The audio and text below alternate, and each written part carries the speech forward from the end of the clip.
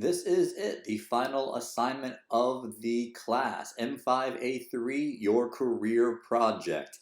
The description starts off with two file attachments. The first one is the list of items that you need to include in your presentation. And the second item here is a list of resources to help you find the information required for that list. I do have the project list pulled up on the right hand side of the screen, and we'll get back to that in just a moment. But for now, let's have a look at the topic and then move into our guidelines before going forward with our project. After considering your research for M5A1 and M5A2, now you're going to choose that single career in which you're interested in pursuing. It should be something that fits your personality, your aptitudes, your interest, and your learning styles and multiple intelligences. You will create a presentation to display your understanding of this career and how it matches your interests, values, and strengths. Your career presentation is worth 50 points towards your total grade. It involves research, planning, writing, and presenting a career plan. So I just want to point out that the presentation is worth 50 points. That's twice as many points as any other assignment that you've completed in this class so far this semester. So be sure to give it the time and the effort required to earn all 50 of those possible points. Guidelines in getting started. Review the information that you are required to research and report related to the career you choose. Each category should take up at least one slide on your career project presentation. Don't merge categories together by trying to fit too much information together on one slide, and be sure to keep your information in order so that your instructor can accurately grade it. So what that is saying essentially is you have your list of items required to report for your presentation. Every one of these will take up at least one slide of your presentation, if not more. In many cases, it will be 2 or 3 or possibly even more slides. So don't try to merge slides together, and make sure you keep these all in order so that they make sense in terms of your instructor grading your work. Keep in mind that for each of these major topics, there are subcategories that you have to find as well. So for career description, you need to at least report the career description, a brief summary, the detailed work activities and responsibilities, the general knowledge, skills, and abilities related to that occupation, and the work environment. What is the setting? Is it supervised, independent? Do you work from home? Do you work on the weekends? Do you work nights? What's the work environment like? All of this information can be found on the internet. We've already begun this exploration with M5A1 and M5A2. But now that we're focusing on the career project, be sure that you're keeping your references of the websites that you visit handy, because you're going to need a final slide on your presentation that tracks all the references you use to collect the information. We'll come back to finding information in just one moment, but before we do, let's have a look at the information that you're going to be focusing your career project on, and I'd also like to point out some of the information that you've already found. We have already highlighted career description, and a lot of this information you either reported on M5A1 or you at least saw the websites, the career coach, the ONET that had that information listed. So if you have this information in your notes, all you have to do is replicate it on your project. If not, you know where to find it. So go back to those websites, go back to those assignments, and find all the information, including the description, which you should already have, the work activities, which you may not have, but we saw on those websites, the general knowledge, skills, and abilities. Again, you might not have this one, but you saw it on the websites along with work environment. Moving down to the second topic, salaries and job outlook. You're going to report on each of these subcategories, some of which you already have. The entry, median, and experienced wages, you have that from M5A1, so report it. The job outlook is related to the percent of growth in that field, so you have at least part of this answer as well.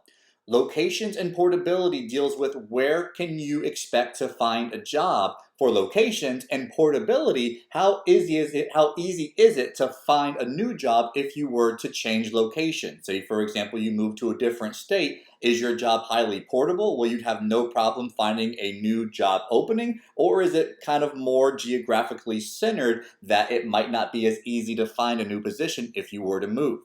Last one in this section is job posting. You saw some links on job posting from IRSC Career Coach. If you jotted down one of those, you can use it here. If not, I'll show you in just a moment how to use the resource file to find any missing information.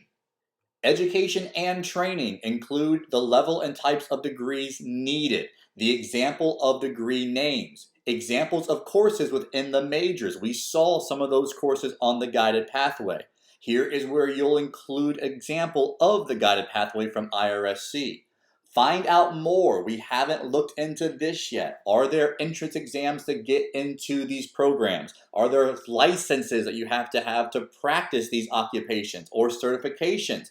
Odds are there are, so find out what they are and report it on your career project. Do you have any additional questions that need to be answered? Things like the availability of the program. Where can you go to get a degree that will prepare you for this job? Are there any special requirements to get into that program? Is it expensive? What's the cost? The information is out there. I'll show you the help resource on where to find it in just a moment, but be thinking about how to answer these questions for your presentation. Part 4 is all information you should have at the ready. Your emotional intelligence results. That goes back to module 1 of this class. Look back and remember, what was emotional intelligence? How does it apply to the job that I am going towards? And how did I score on that self-assessment?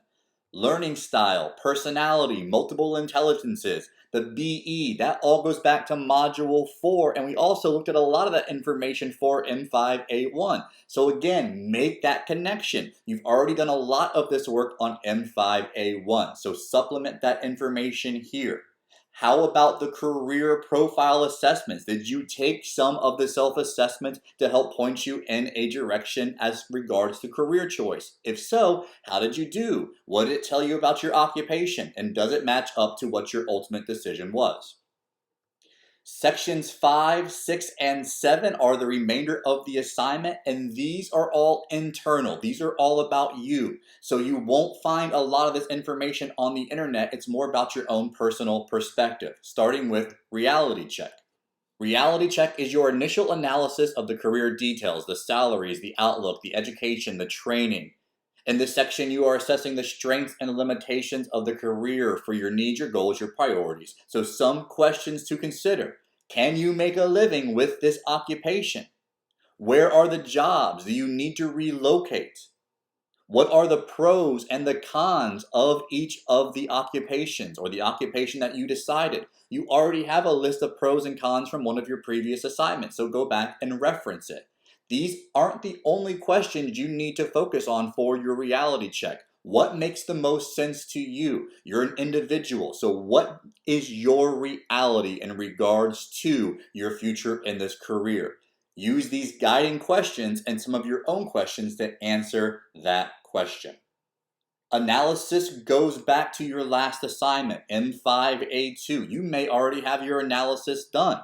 Analyze and evaluate what you've learned about the career and what you've learned about yourself and make the connections between the two.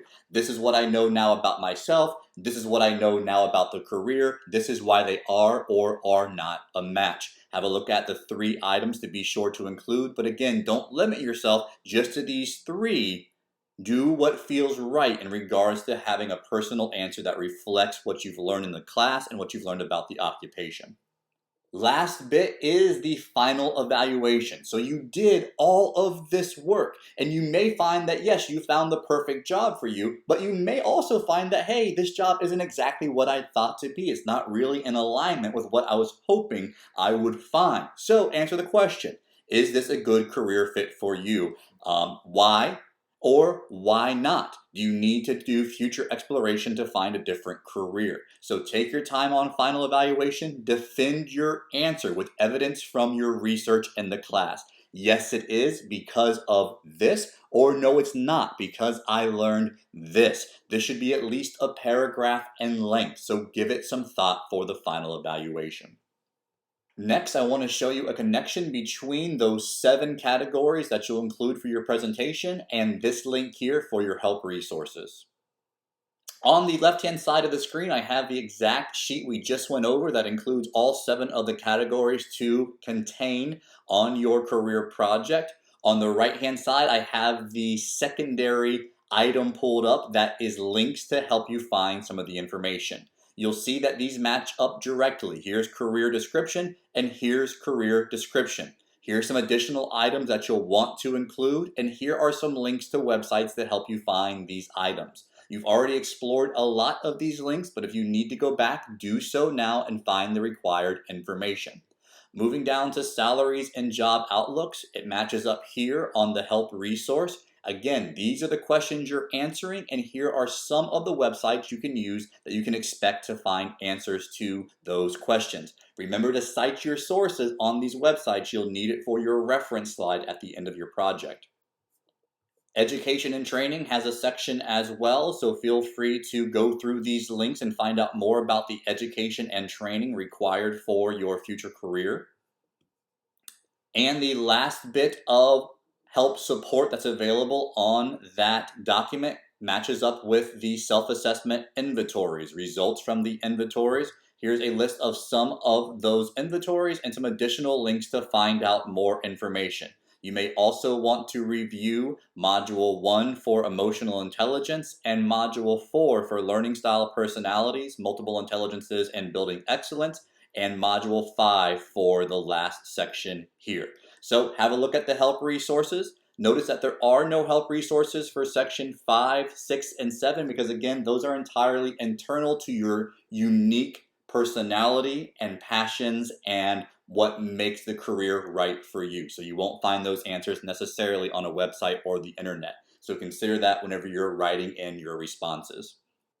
So now that we know all this, you can start putting it together. Find the information, put it together on a PowerPoint, include pictures, include data, include charts or graphs, include all of the facts that you find throughout your process. So make it personal to you and put some effort into it. Most students use PowerPoints from Microsoft to construct their presentations, but that's not a requirement.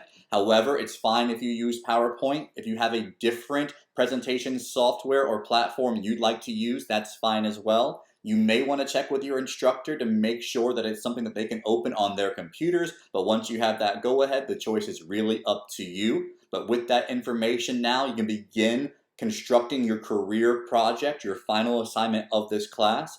Before we finish up this video, let's have a look at the rubric and compare that to the categories required for full credit on this assignment, and then that will wrap up our last video on our last assignment of the semester. For the last time, on the left-hand side of the screen, I have the 7 categories required for your presentation. On the right-hand side of the screen, I have the rubric in its entirety. So all the items are duplicated here. For the most part, you can see that each section is worth 5 points. So make sure you have all the information required section per section. You should max out on points. Again, be sure to keep these in order. Education and training, 2 or 3 slides. Results from self-assessment inventories, 2 or 3 slides. Reality check, maybe 1 or 2 slides. Analysis, a slide or 2. Final evaluation, a slide or 2. This is where all those extras come into play. Your statistics, your graphics, your organization, how you present the information in a logical manner. All that goes into presentation qualities. That's worth 5 points as well. Mechanics is all about grammar, spelling, verbal, written usage, and punctuation. So do your spell check. Proofread it. Make sure it's college quality before submitting it in. That information's worth 5 points. And here's the last bit. Your final slide will be a resource slide. You need to have at least 3 of the references you use to collect the information presented on that final slide, and that will be worth 5 points as well. So that's it for your final assignment of the semester. Congratulations on making it this far. Best of luck on your career project. If you have any questions, reach out to your instructor. Otherwise, get started and best of luck on your final assignment.